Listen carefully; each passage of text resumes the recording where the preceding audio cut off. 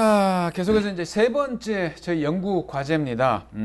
아무래도 3월 31일 부산 기장에 롯데월드 어드벤처가 개장을 합니다.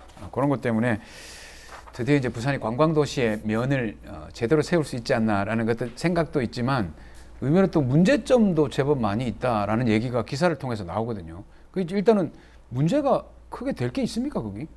문제가 될 게 있죠. 워낙에 규모가 크게 컴플렉스를 하고 또 컨소시엄을 형성해서 한 그런 사업이고 중간에 여러 가지 문제점들이 있었죠. 중간에 사실 그 사업 전체가 자초되니 많이 하면서 시가 굉장히 좀 어려움을 겪었던 부분들이 있어서 이왕에 이제 시작을 하게 되면 전체적으로 그게 가져올 여러 가지 효과, 근데 관광에 미치는 효과 이런 것들을 사실은 통제하고 관리할 수 있는 어떤 컨트롤 타워 이런 것들이 공공성이 있어야 되니까 공공적인 관점에서 조금 필요한 부분은 있을 거다. 그렇지만 지금 현재는 그런 걸 만들기가 쉽지는 않은 상황인 거죠. 제2 백스코 같은 경우도 그렇거든요. 원래 백스코도 그렇고 저기에 가만히 있는데 기업들이 들어와 가지고 땅 사 가지고 한 게 아니고 부산시가 전략적으로 그 지역을 특화하기 위하여서 편의를 봐주고 이렇게 그렇죠. 한 거 똑같이 오시리아 같은 경우에도 그죠. 이제 다 하고 정리를 해가지고 자 우리가 해놨으니까 들어와서 하십시오 이렇게 된 상태이기 그렇죠. 때문에 그만큼 이제 국가 재정도 있겠지만 부산 시민들의 그런 그 혈세 같은 것도 들어갔다고 우리가 볼 수가 있고요. 그렇기 때문에 지금 이제 논의가 되는 것 자체가 이제 민간 기업에게 저렇게 다 맡겨놓고 되겠느냐. 네, 맞아요. 이런 이제 논의가 나오는 저는 그 거죠. 민간 기업의 어떤 수익 사업을 위해서 주민들이 겪게 될 불편도 생각을 해야 된다고 굉장히 봅니다. 크죠. 왜냐하면 저기 거의 지금도 주말 가면 뭐 꼼짝 못 하는데 맞습니다. 만약에 개장해가지고 엄청나게 울산, 경남에서 인구가 이 관광객들이 쏟아진다. 저는 주말에 교통 통제하기 굉장히 어려울 측면이 있을 거고 그런 것들을 사실 민간 수익 중에 일부를 뭐 기금화시켜서 해결하기 위한 방안을 찾는다든지 이런 고민들을 좀 해야 된다고 봅니다. 그러니까 우리가 정책을 해 나갈 때 보면은 이걸 해놓으면은 관광이 활성화될 거고 그래서 뭐 그 지역에 있는 사람에게 혜택이 갈 거고 거기에서 나오는 세금이 또 부산시로 들어올 거고 이렇게까지만 생각을 한다는 게 저는 문제가 있다고 보거든요. 이렇게 만들어 놓고 나면은 그 뒤에 이걸 어떻게 효과적으로 관리해서 진짜 부산시와 또는 주변에 있는 그런 도시들을 위하여서 이게 제대로 역할을 하고 기여를 할 수 있겠느냐까지 생각을 해줘야 된다는 거죠. 그리고 지금 두 번째가 이제 그 메가시티와 관련된 건데 이게 문재인 정부의 공약이었기 때문에 윤석열 정부가 들어오게 되면 이게 다시 원점으로 돌아가는 거 아닌가? 이미 지금 뭔가 진행되고 있는 게 조금은 보이고 있거든요. 좀 급하게 뒤에 지금 진행을 하고 있지만 요 어떻습니까? 정부가 바뀌면 메가시티에 대한 계획들이 돌아갈까요?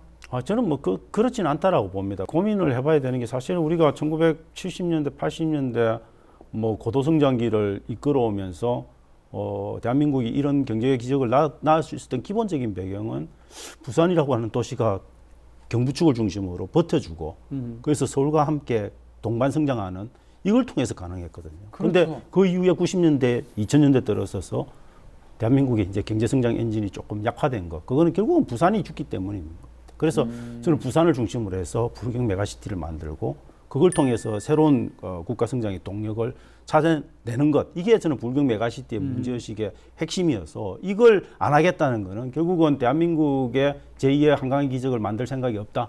이걸 그대로 드러내는 거다라고 생각을 해서 저는 반드시 할 수밖에 없는 거다. 그리고 또 해야 된다. 그렇게 생각을 합니다. 그러니까 저도 보수 정부가 모든 걸 다 잘못했다라고 할 수는 없겠지만 잘못된 게 지역 갈라치기를 한 거죠. 그러다가 보니까 사실은 아까 경부축이라고 굉장히 좋은 얘기를 했는데 대한민국 경제가 60, 70년대에 발전했던 이유가 서울과 부산을 이어줬기 때문에 이게 발전을 했거든요. 그렇죠. 이 축이 있기 때문에 포항도 있고 울산도 있는 거죠. 근데 지금은 또 그런 제2의 어떤 그 도약을 하려고 할 때에 그러면 TK는 그러면 뭐 어쩌고 이렇게 자꾸 지역을 나누니까 결국은 부산이 불경을 해가지고 발전을 하려고 하는 거는 부산만을 위한 게 아니라 대한민국 전체를 위한 건데 그런 인식을 못하는 정치 사회 문화를 지금 만들어 놓은 거죠. 저는 부르경 메가시티를 처음 디자인했던 사람이 이제 김경수 전 도지사, 그다음에 김영춘 전 해수부 장관 이런 분들이 둘이서 이제 의기투합해서 디자인을 할 때 그 디자인의 출발점이 부산이 중심되는 게 아니었습니다. 부산이 중심이 되면 100% 실패한다고 봤죠. 그쵸. 그래서 경남하고 울산이 주도를 하면서 부산이 거기에 같이 동반하는 방식으로 가지 않으면 성공하기 어렵다고 판단을 했거든요. 그렇죠. 저는 그 방식이 옳다는 거죠. 그렇죠. 예를 들면은 울산 같은 경우에는 여러 이제 공업 단지가 있고 창원 같은 경우에도 기계 공업 단지가 있거든요. 그러니까 부산 같은 경우에는 또 이제 물류가 특화되어 있는 곳이니까 이거를 아우러 가지고 하나의 권역을 만든다는 얘기였죠. 네. 수도권에 버금가는 2차 핵이죠. 그러니까 대한민국의 하나의 핵과 두 번째 핵이 생기면 균형 근데 발전이 이게 왜 될 것이다. 중요하냐면, 근데 이제 800에서 1000만 정도까지 인구를 좀 늘려나가는 그런 원대한 포부를 갖고 있는 건데, 저는 가능성이 있다는 게 이미 세계가 세계의 20대 메가 리전을 정했습니다. 그 중에 우리가 13번째로 이 맞아. 불경 지역이 올라 있습니다. 아, 그렇습니까? 메가 서울이 리전이라고요. 한 7, 8위 아마 했을걸요. 거기에 부산이 올라 있는 겁니다. 부산, 울산, 경남 이 동남권 지역이. 그래서 저는 이미 세계가 인정한 잠재적 가능성을 갖고 그러니까. 있는 지역을 왜 다른 지역과 동일하게 취급하는 건 아니라는 거죠. 저는. 이전에 경부고속도로 깔 때에 네. 그건 뭐 필요하냐? 그 다음에 고속철 깔 때에 그게 왜 필요하냐라고 야당이 항상 반대를 했습니다.